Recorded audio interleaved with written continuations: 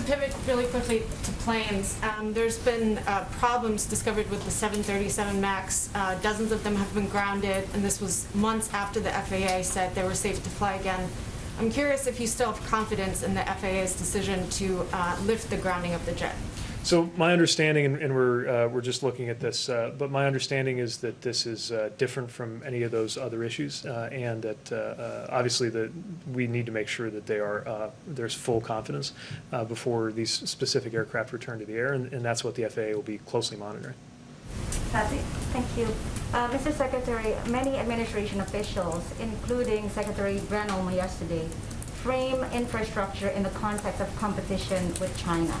So my question is, why do that? Why design and frame a policy based or in the context of what an adversary is doing? I think because it's really important to understand that American competitiveness happens in a context. And when you see other countries, our allies, also our strategic competitors, doing more than we are, it challenges that fundamental idea that American life is what it is, partly because America is in first place in so many of these aspects of our national life. Only America is not in first place in infrastructure. Like I said, we're in 13th. So when you have a strategic competitor like China investing sometimes multiples of what we are in forms of transportation, we have to make a decision about whether we're content to be left behind or whether we actually want to remain number one. And for my dime, there's no good reason why we should settle for less, why we should be content. That it's nothing against Chinese citizens, but I'm not content that a Chinese citizen can count on a dramatically better standard of, let's say, train travel than a U.S. citizen. I think Americans should always have the best, and I think that's the tone that the president sets every day.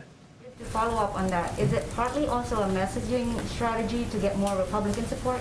Well, I'll say that I've heard a lot of voices from across the aisle also expressing concern about whether America is falling behind in any number of strategic and economic dimensions. And again, a lot of that depends on what we're investing. And this is nothing new, right? I mean, part of what made the interstate highway system so important was an understanding that our national security in the Eisenhower era was well served.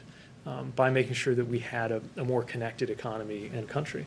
That we're not in the Cold War, and this is not the Eisenhower era, but that principle that national security is at stake applies, especially when you consider that today, one of the biggest threats to our national security is the global security threat posed by climate change. Time for a few more questions. Have you personally spoken with Senator Manchin about this proposal? I'm looking forward to speaking with him soon. This next week, or? I don't remember the date, but I think we got a conversation in the works. And he, of course, has an issue with the corporate tax rate going to 28%. Is, in his proposal, his counter-proposal has been 25%. Can this plan be successful with a 25% corporate tax rate?